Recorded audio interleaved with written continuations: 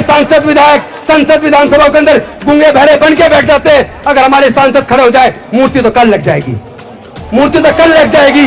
अगर SC ST OBC के सांसद संसद के अंदर आज ही खड़े हो जाए, इधर ये हजारों हजार लोग पूरे देश संसद के अंदर जो रिजर्व सीट से जीत के गए 131 लोग, क्या वो संसद के अंदर खड़े नहीं हो सकते? क्या उनकी जिम्मेदारी नहीं है? अरे वो रिजर्व सीट से क्यों लड़ते हैं? जनरल से लो, अगर तुम्हारी हिम्मत है तो जनरल से लो। जब SC सीट से लड़के जाते हो तो समाज के स्वाभिमान के लिए, बाबा साहब के स्वाभिमान के लिए, हमारे समाज का आत्मसम्मान के लिए आपको संसद के अंदर संसद को बंद करना, तो बंद करने के लिए तैयार नहीं है, स्पीकर से के सामने खड़े होकर बोलने को तैयार नहीं है, ऐसे लोगों को हमारा प्रतिनिधित्व करने का कोई हक नहीं है। ये लोग कोर्ट का रुख करते हैं, लोग कहते हैं मैं कोर्ट जाऊंगा, लोग हाई कोर्ट जाते हैं, सुप्रीम कोर्ट जाते हैं, वहां पे पहली बात तो लाखों रुपए फीस चाहिए, हमारे लोगों के पास फीस है नहीं।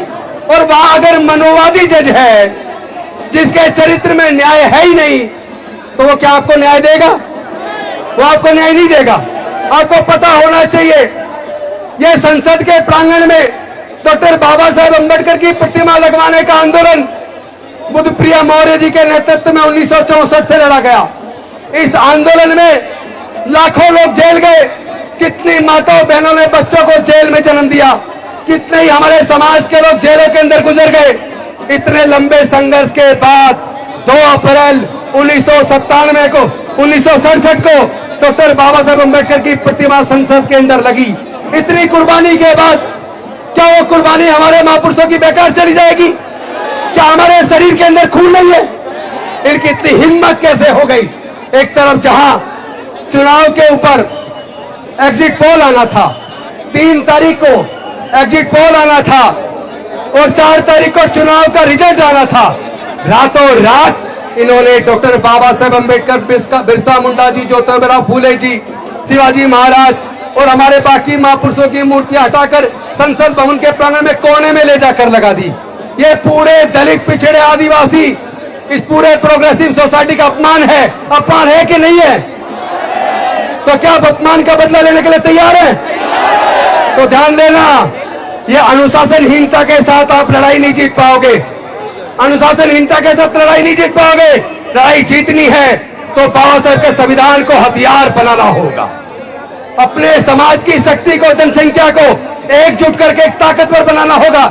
हमारे समाज को तोड़ने के लिए केवल बाबा साहेब की प्रतिमा नहीं हटा रहे हैं, बल्कि सर्वोच्च न्यायालय के माध्यम से वो रिजर्वेशन जो डॉक्टर बाबा साहेब अम्बेडकर जी ने हमारे हजारों साल के पढ़ने लिखने के रास्ते जो बंद थे, वो मनुस्मृति को ध्वस्त करके देश को इतना सुंदर संविधान देके हमारे पढ़ने के रास्ते खोले, एजुकेशनल इंस्टीट्यूशन में रिजर्वेशन देकर हमारे आगे बढ़ने के रास्ते खोले, सरकारी नौकरियों में हमारे रिजर्वेशन देकर आगे बढ़ने के रास्ते खोले।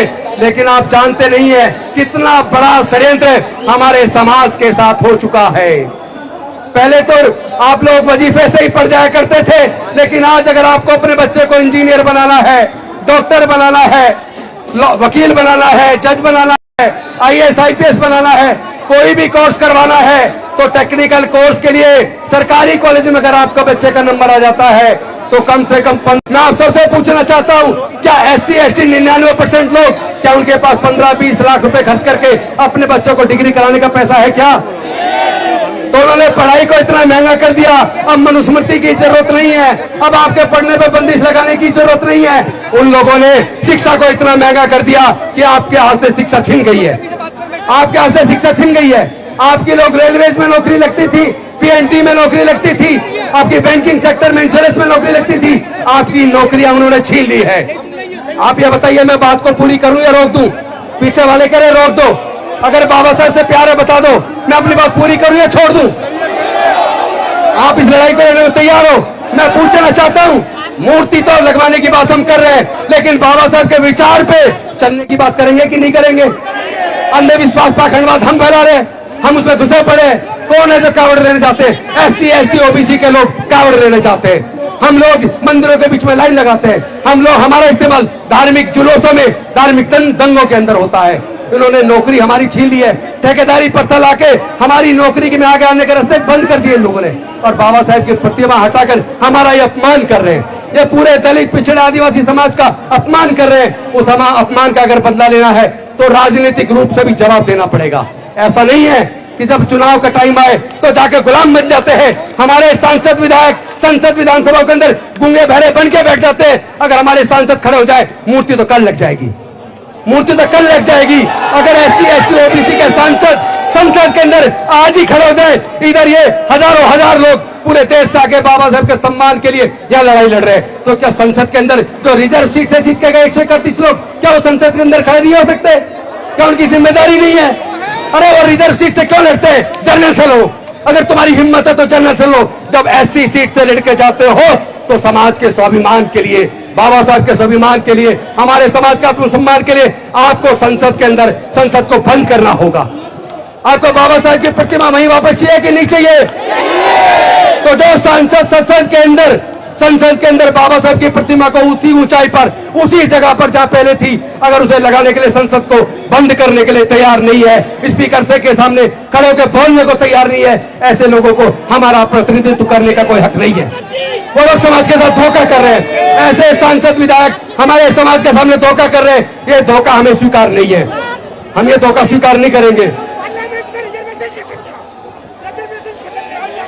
पार्लियामेंट में रिजर्वेशन खत्म कराने की बात कर रहे हैं आप। रुकिए रुकिए, किसी के चाल मारने की जरूरत नहीं है। पार्लियामेंट हमारा है। बाबा साहब का इशारा पता क्या कहता है? इसी संसद के अंदर से आपकी तकदीर लिखी जाएगी। आपको अच्छे लोग जिताकर इस संसद पे कब्जा करना है। इसीलिए इन्होंने डॉक्टर बाबा साहब की प्रतिमा को संसद के उस गेट के सामने से हटा के कोने में लगा दिया, ताकि आप लोग जागरूक ना हो पाए, अपने हक अधिकार की लड़ाई को लड़ ना पाए। तो साथियों, मैं अपनी बात को ये कह के खत्म करता हूं कि आज के प्रदर्शन कर देने मात्र से ये लोग रुकने वाले नहीं है। कभी आप सोचा आज प्रदर्शन हो गया तो मूर्ति लग जाएगी।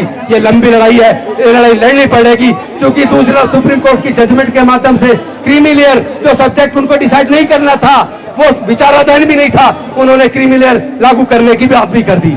और साथ ही साथ SC ST OBC उनके बीच में, जातियों के बीच में बंटवारा करने की भी बात कर दी। क्या बंटवारा आपको स्वीकार है? तो हम लोग मिलकर लड़ेंगे कि नहीं लड़ेंगे?